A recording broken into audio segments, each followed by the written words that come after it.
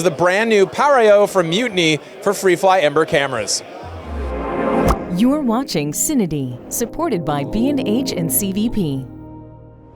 Hey everyone, Grant Mailer-Sheldon here from CineD.com. Welcome back to Cine Gear 2024 at the Warner Brothers lot. I'm in the Mutiny tent, joined by Mike from Mutiny to talk all about it's a whole ecosystem at this point designed around the Freefly Ember high-speed camera. I assume also, the 5K version, the 2.5K version. Can you just walk me through what you're looking at here? Sure. So basically this is our Power I/O for Ember. When the Ember camera came out, there really wasn't any solutions for triggering and for power. It was pretty basic. You had the trigger on the side, and then you had a plate with one D tap and a power in. So we wanted to make a box I wanted to build something that I would use with this camera as an operator in a real world scenario.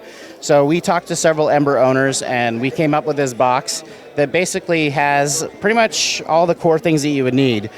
Because the trigger requires power, we built that into the box so that you no longer have to add an extra power into this.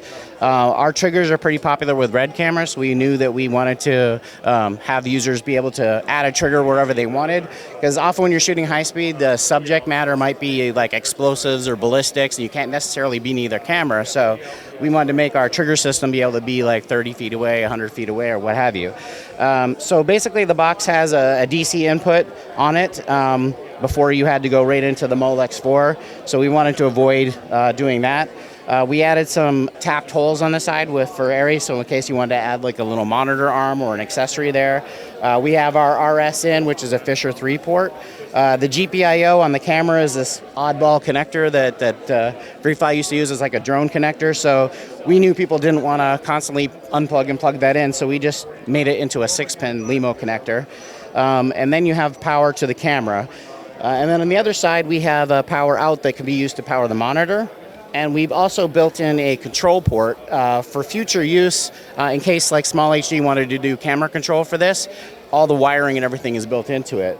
And lastly, we're using core battery plates because they're pretty popular and they have 2 D-tap ports on the side. This box is interchangeable from gold mount to V mount by the user, and it's for the 2.5 as well as the 5K camera. Mike, that was a very cool and detailed rundown of the new I/O you guys put together. Yeah, you've honestly looked at all the pain points. It's a great camera for the Ember. Things like I know you have an HDMI cable now specifically that deals with an issue where if you pivot the monitor back for the Ember, it kind of connects with the top. Thank you for that. There were all sorts of little things, and you've left room at the back here for the fan, right? Which is you're integrating with their kind of system back there. Yeah, we basically wanted to stick to their height profile required for airflow. We didn't want to affect the airflow at all, so we decided to use their existing mounts for that, and then our box just attaches to it to keep it simple. And then that HDMI cable, I tested, 30 of them.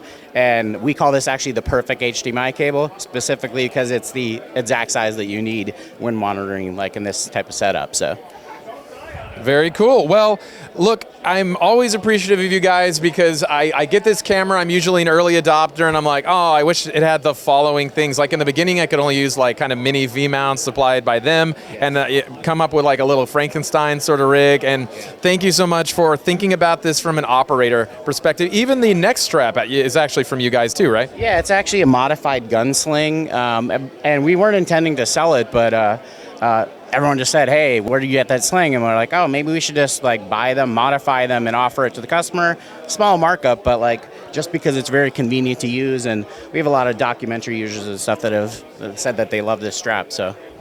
Well, there you have it. That's it for us from the Mutiny tent here at Cine Gear 2024. If you don't know what the Freefly Ember camera is, check out our video at NAB 2024. I also did an interview at Cine Gear 2023. If you don't know what the Freefly Ember is, it's super cool. And Michael, I really appreciate your time here today. Thank you. Appreciate it.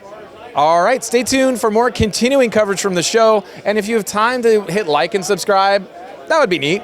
Thank you.